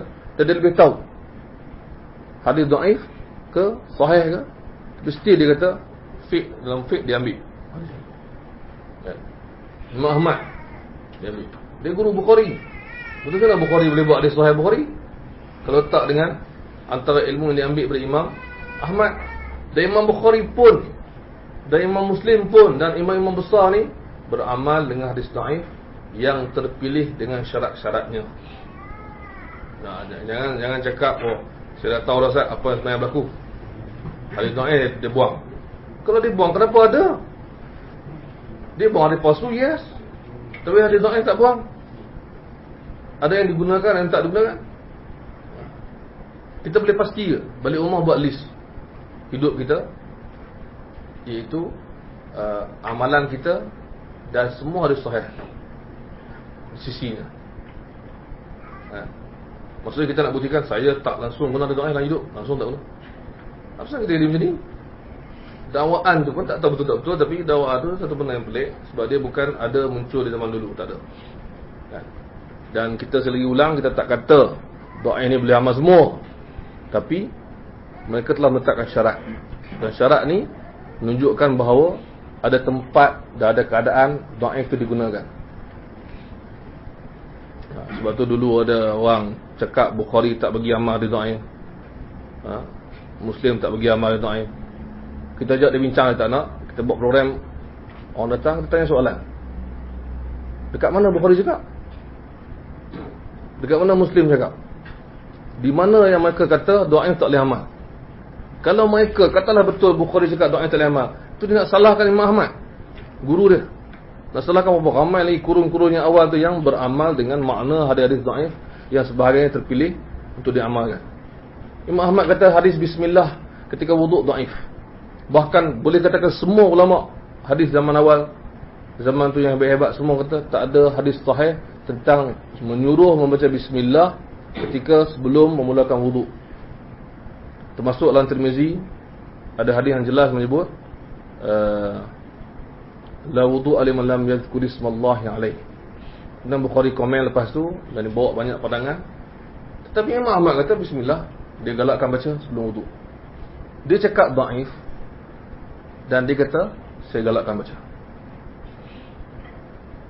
Imam Al-Bukhari hadis tu pun dia kata dhaif, dia ambil hadis lain dalam Sahih Bukhari yang menyuruh baca bismillah dalam semua keadaan termasuklah wuduk. So hadis yang khas pasal baca wuduk sebelum baca bismillah sebelum wuduk khas itu dia kata dhaif. Tapi dia kata bismillah kita galakkan baca sebelum wuduk. Sebab tu ulama-ulama fiqh yang besar-besar dia mengatakan bismillah tak wajib, digalakkan. Tapi datang zaman sekarang mungkin ada orang kata saya ikut hadis kata tak ada wuduk melainkan baca bismillah, so saya tak nak ikut, saya ikut ini sahih. Hadis ni dhaif. Maksud saya, hadis ni dhaif, mereka tahu dhaif, mereka sebut dhaif, mereka still amalkan. Itu maksud saya. Orang sekarang dia tak, saya tak amal hadis dhaif, hadis tu sahih. So dia naik, dia sahih. Ni pun satu masalah kita bincang hari lain. Bagaimana hadis yang dhaif berkurun lama dia naik jadi sahih. Dan sebaliknya. Itu penting. Ini penyakit yang simptom kita tak cerita malam ni, iaitu menyangka kita boleh ubah, kan? Kita tak kisah dia sahih dulu, dhaif sekarang dulu, boleh tukar-tukar tak? Masalah 400 tahun, 500 tahun, berapa ratus tahun, berapa kurun hadis dhaif sekarang jadi sahih. Macam mana? Cakap macam mana tak tahu saya. Ya. Ada orang kata tak apa, ijtihad. Ijtihad tak ada masalah. Jadi dia gambarkan benda ni lebih kurang sama, tak ada masalah. Itu hujung saya nak beritahu. Dan harapan saya kita hendaklah mengetahui ketinggian mereka, kedua-dua imam ini contohnya, dan kita juga memahirkan diri kita dengan boleh merujuk kepada karya asal mereka, bukan kepada karya yang menukilkan, kalau boleh lah, kan, pelajar di sini dan juga Ustaz Ghazi yang boleh tengok nas yang asal, kita tengok nas yang asal. Imam ni kata apa, Imam Syafi'i atau Imam Ahmad. Ini penting sangat. Dan kita menggunakan kajian mereka, dan kita tidak mudah untuk menolak melainkan dengan hujah yang kuat yang datang daripada kalangan mereka juga. So banyak benda yang cakap pada malam ni pasti tak akan dia semua setuju, tapi tak ada masalah. Saya membuka ruang untuk semua sekali kita tambahkan ilmu kita. Jangan kita statik duduk, saya pegang yang ni saya tak akan ubah. Bukan itu maksudnya saya tak nak belajar maksudnya. Bukan istiqamah tu, itu bukan istiqamah. Apa saya tak nak ubah, saya takkan ubah pandangan saya. Sejak bila ni pandangan ni? Sejak berapa kurun? Baru hidup berapa tahun je. Istiqamah saya tak nak ubah ni. Saya tak nak ubah.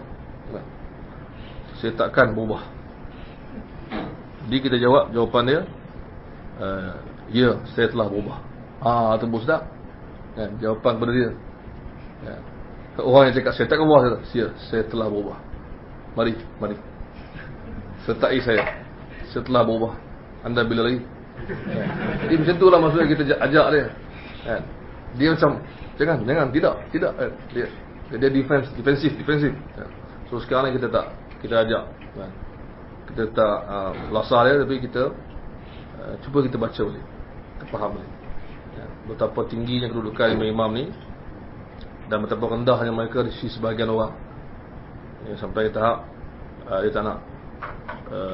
Dan insyaAllah daripada soal jawab ataupun daripada pandangan sebagainya, Saya harapkan kita dapat clearkan benda ni dan membantu kita untuk benda-benda lain. Malam ni dia lebih kepada info yang insya-Allah membantu kita. Dan saya ingat pesan guru saya, dia kata kalau nak mengajar kitab, pastikan orang menghormati penyusun dan penulis kitab tu. Maksudnya kalau kita nak gunakan pandangan imam-imam ni, first kita kena letak hormat kita pada dia. Hormat ni dia ada level. Dia banyak level. Kita hormat orang ada banyak level. Jadi kita kena letak pada level yang sepatutnya. Saya buka kepada soalan ataupun pandangan kalau ada.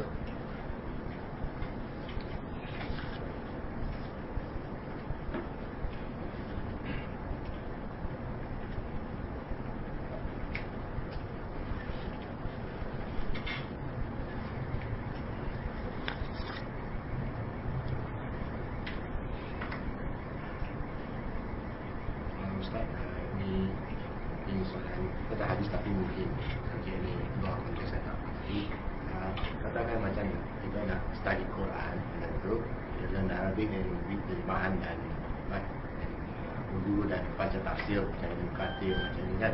So katakan hadis macam ni, dia kata perlu baca syarah macam tu. So tapi apa buku syarah yang boleh dapat yang betul dan juga ada terjemahan. Kadang-kadang yang reverse dia nak baca ini as tadi time go on kan. So dia tak tahu macam Quran no berkati. Saya mungkin kita cadangkan dia kena berperingkat lah.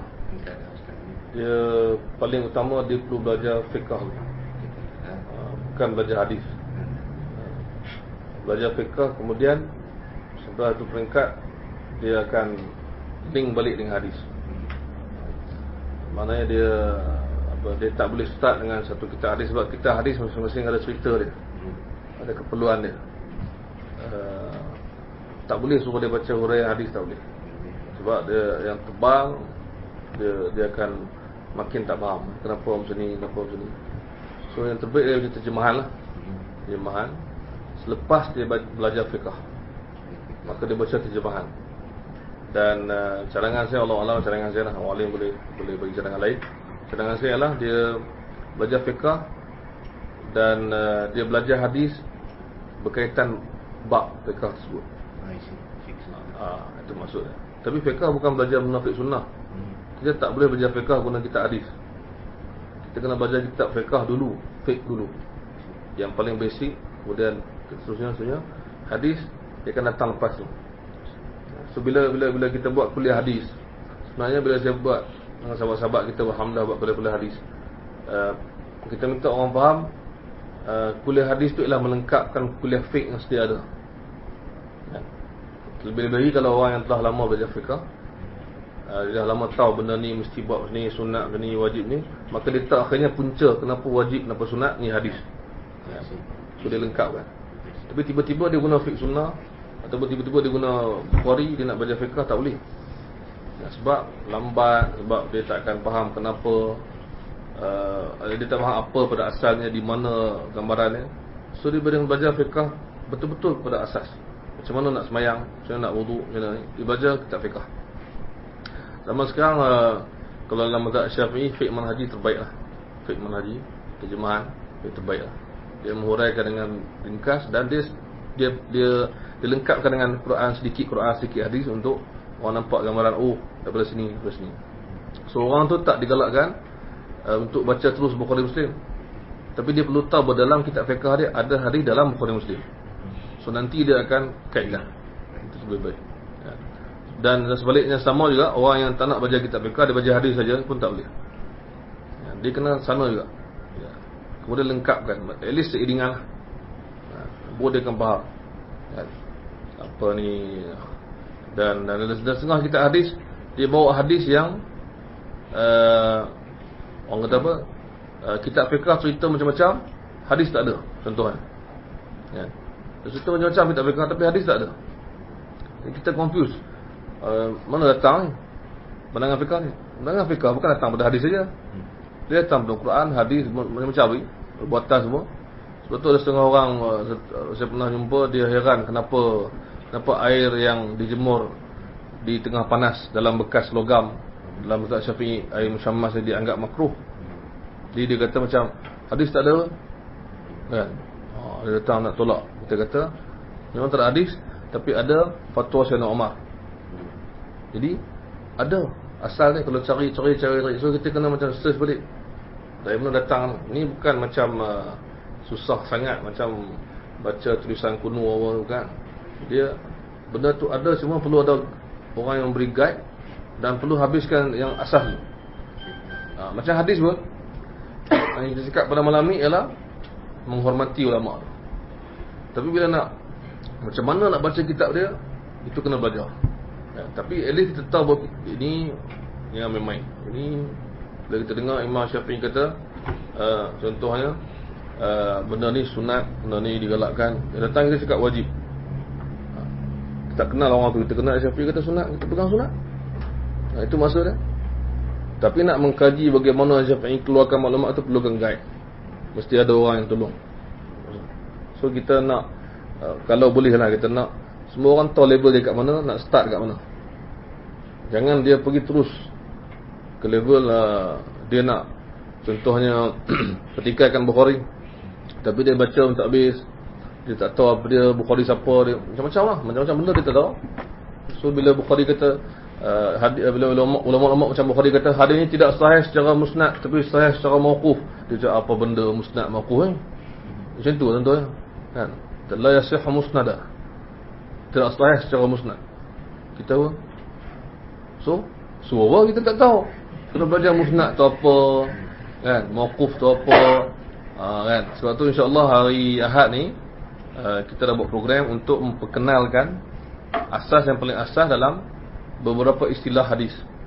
Sahih tu apa, dhaif tu apa, mursal tu apa, mauquf tu apa, mu'an'an, nama-nama hadis. Dia dalam satu kitab yang kecil. Kita akan buat di Alam Damai, ada iklan insya-Allah dalam Facebook, dalam imamhadi.blogspot pun ada. Kita akan buat satu pagi 9 sampai 12 insya-Allah. Sepagi sampai ke Zuhur kita akan bincangkan satu buku kecil. Ada lebih kurang 34 rangkap syair yang mengajar kita apa itu sahih, apa itu hasan, apa itu dhaif, apa itu yang tadi muttarib, mursal tu apa. So dia ada maudhu' tu apa, matruk tu apa. So nama-nama ni kita akan kerap. So asal kita dah tahu.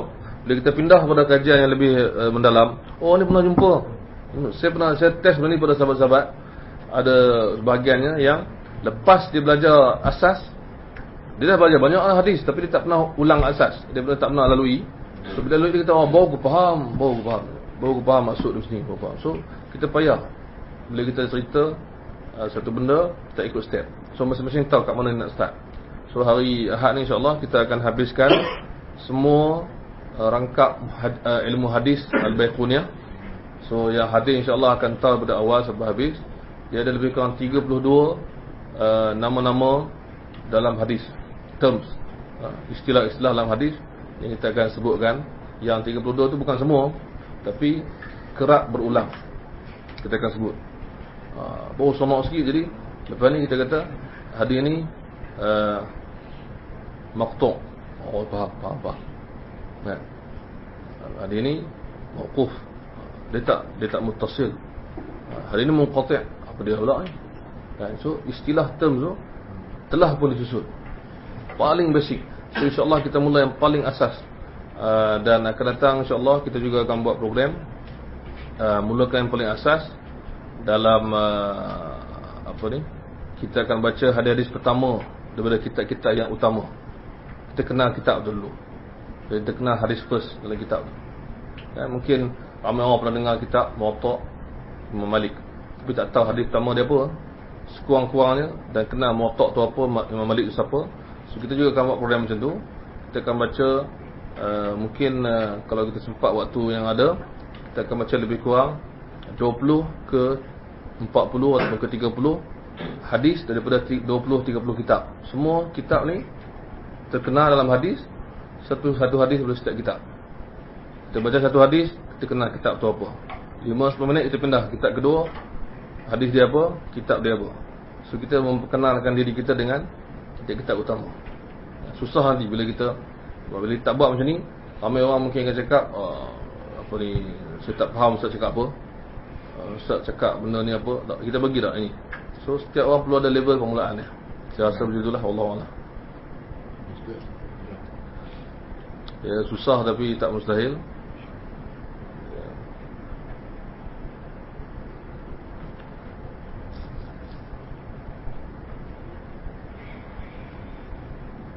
Sepuluh.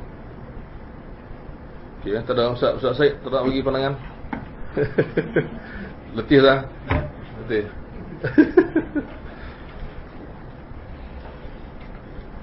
InsyaAllah akan datang siri ini akan diteruskan. Tarikh akan diberitahu. Kita akan buat antara Imam Bukhari dan Tirmizi. Bukhari dan Tirmizi yang ada hubungan yang rapat, murid dan guru yang selalu sangat, dan ia amat penting. Sebab Tirmizi dan Bukhari ni terlalu banyak karya mereka ni, ataupun karya Tirmizi ni ada soalan-soalan dia pada Bukhari dicatatkan. So hubungan mereka amat rapat. Dan dua orang imam ni antara produk hasil kehebatan imam-imam Ahmad dan Imam Syafi'i. Ya, mereka datang dan mereka beri satu benda. Dan saya juga nak beritahu pada sahabat-sahabat kita yang memang selalu baca hadis, melihat sahih dhaif, mengkaji. Saya nak bagi pesan bahawa cuba cari hadis tu dan lihat siapa kata sahih, siapa kata dhaif, sebagai peringkat permulaan. Dan kalau ada perbezaan dan khilaf, cuba selesaikan. Maksudnya fikirkan, catatkan, tengok, sekurang-kurangnya membuktikan bahawa adanya perbezaan yang ketara antara penilaian ulama moden dengan ulama terdahulu, supaya tak ada orang cakap ini andaian, tuduhan, sangkaan, igawan, kan, benda sia-sia tak, yang sebenarnya berlaku. Dan kita akan sampai ke tajuk tu insya-Allah. Tajuk bagaimana kita nak handle dan interaksi dengan perbezaan pandangan dalam sahih dhaif. Yang itu insya-Allah kita akan buat dalam biodata Bukhari dan Tirmizi. Bagaimana ada ramai ulama yang bertembung dengan Imam Bukhari dan Tirmizi. Okey. Dan yang sedihnya ada yang kata, so apa masalah Bukhari dan Tirmizi silap. Macam tu je. Macam tu je. Bagi sahabat yang berminat betul-betul, cari hadis-hadis ni. Jangan cari hadis ni sahih ke tak. Bukan. Cari siapa kata sahih, siapa kata dhaif. Luaskan pencarian tu. Mulakan satu hadis, kemudian dua hadis, kemudian tiga hadis. Keluarkan, catatkan, tulis. Saya beritahu ni saya buat, alhamdulillah. Dan sahabat-sahabat Allah yang ramai yang buat, ustaz kita, untuk kita dapatkan siapa kata sahih, siapa kata dhaif, siapa kata begini. Perbezaan kita bahagikan. Dan kita akan kagum dengan apa penemuan yang kita jumpa. Ada hadis yang tadi kita cakap, empat kurun dia dhaif, tiba-tiba kurun kelima dia sahih. Ataupun sebaliknya. Nak handle macam mana ni? Yang khilaf ni buat macam mana? Imam Baihaqi kata ada khilaf dalam sahih dhaif. Imam Baihaqi kurun kelima, dia kata ada yang khilaf dan perlu diselesaikan.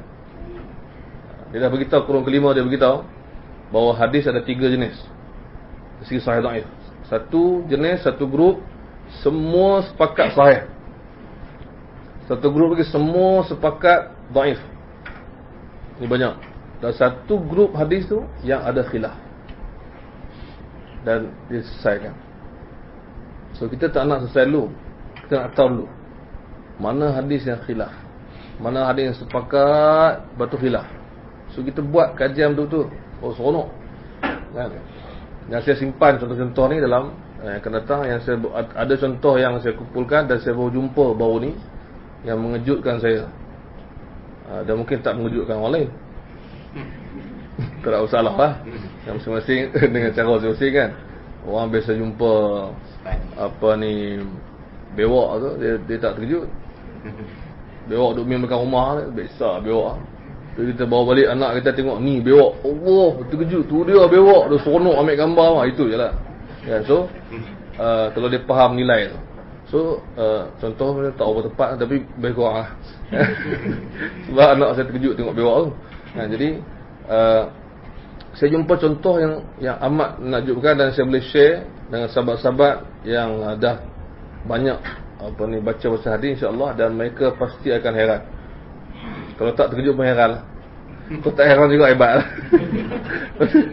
Makna gitu. InsyaAllah dalam dan alhamdulillah kita akan buat balik sambungan yang ketiga, bengkel kaji hadis yang kita pernah buat dulu, supaya kita dapat tahu bagaimana hadis tu jadi sahih dan bagaimana hadis jadi palsu atau dhaif. Bagaimana tu penting. Kan? Bagaimana berlakunya benda tu. Sebab kadang-kadang dia agak kabur. InsyaAllah kita tahu. Kita sekat dulu, terima kasih. Dan apa saja feedback kita terima insyaAllah.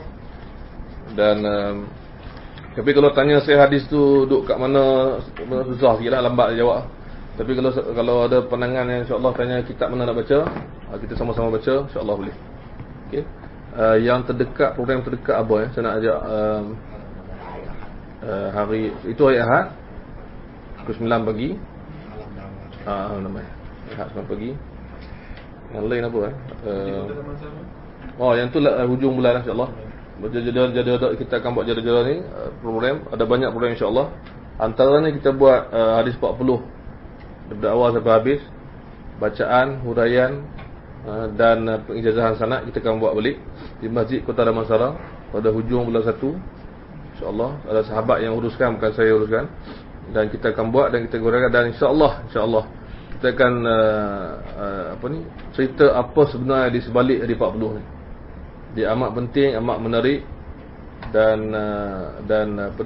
setiap kali kita lihat hadis dalam hadis 40 tu ada benda yang kita jumpa. Terutama sahabat-sahabat yang boleh baca Arab, saya cadangkan baca kitab Jami' Ulum Al-Hikam. Macam-macam ada tu. Memang Jami' Ulum dan Hikam. Memang betul tu. Kan? Jadi insya-Allah kita akan kongsi pada program yang akan datang. Boleh refer kepada blog kita lah, ibnmahdi.blogspot.com. Baik, terima kasih datang jauh. Allahu a'lam. Sebagai kafarah sallallahu alaihi wasallam. FB pun ada lah Ustaz. Ya? FB pun ada lah Ustaz. Apa tu? FB Ustaz. Itulah jadual Ustaz. Jadual tu insya-Allah dia tu turun. Sebab dia